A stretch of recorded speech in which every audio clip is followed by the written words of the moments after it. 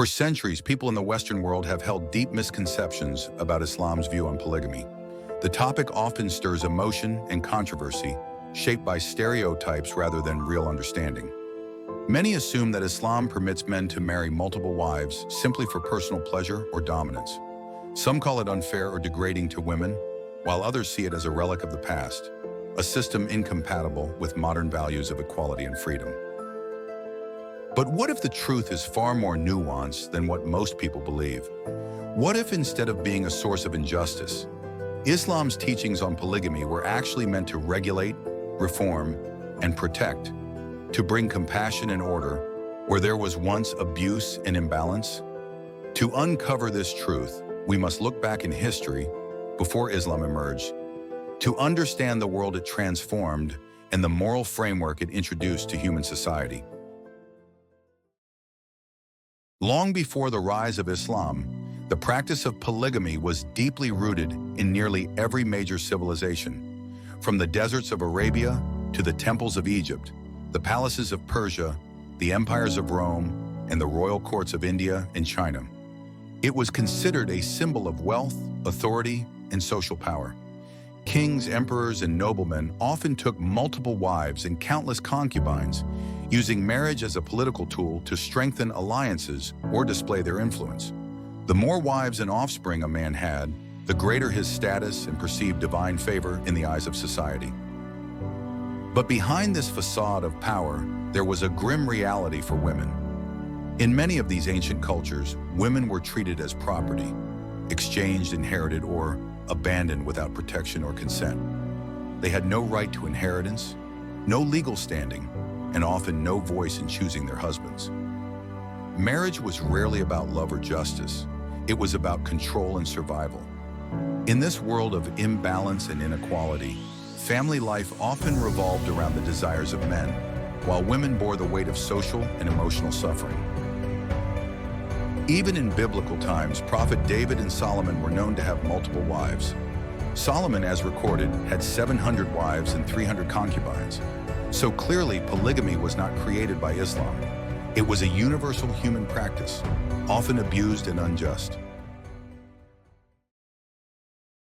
Then came Islam, bringing with it a profound revolution in human ethics and social justice. In a world where inequality and domination were the norm, Islam introduced principles that restored dignity and balance to both men and women. Rather than abolishing the existing practice of polygamy overnight, Islam approached it with wisdom and realism, reforming it, limiting it, and placing moral responsibility upon it. What had once been an uncontrolled expression of power became a carefully regulated social duty. For the first time in history, men were reminded that marriage is not a privilege of desire, but a covenant of fairness, compassion, and accountability before God. The Quran addressed this issue directly and decisively in Surah An-Nisa, verse 3. Marry women of your choice, 2, 3, or 4. But if you fear that you cannot deal justly, then marry only one. With this verse, Islam set clear boundaries. A man may not exceed 4 wives, and even then, only if he can ensure justice in every aspect of life, emotional, financial, and moral. In essence, this verse did not promote polygamy, it discouraged injustice. It was a command rooted in equity, reminding believers that if there is even the slightest fear of unfairness, monogamy is the only righteous path. So this verse set 2 major rules: a maximum of 4 wives and the absolute condition of fairness, not privilege, but moral duty. The Prophet Muhammad said, "Whoever has 2 wives and is unjust will come on Judgment Day with one side of his body leaning." After the Battle of Uhud, the Muslim community faced a deep social crisis. Many brave men had fallen defending their faith, leaving behind widows, orphans, and families without protection or income. In a society where men were often the primary providers, this tragedy placed countless women and children in a state of vulnerability.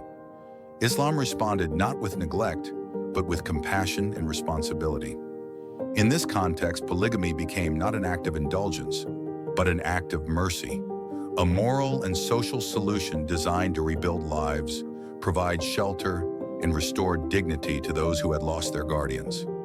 It allowed men, within strict ethical boundaries, to take responsibility for those in need, ensuring no woman or child was left abandoned or forgotten. The Prophet Muhammad himself set a perfect example of integrity and restraint. For 25 years, he lived in a monogamous marriage with Khadijah, his first and beloved wife, remaining fully devoted to her until her passing. Only after her death did he enter into multiple marriages, each with clear wisdom and social purpose, to strengthen community bonds, care for widows, and spread the moral teachings of Islam through family ties. None of these marriages were motivated by personal desire. Rather, they reflected his deep compassion, leadership, and dedication to the welfare of his followers.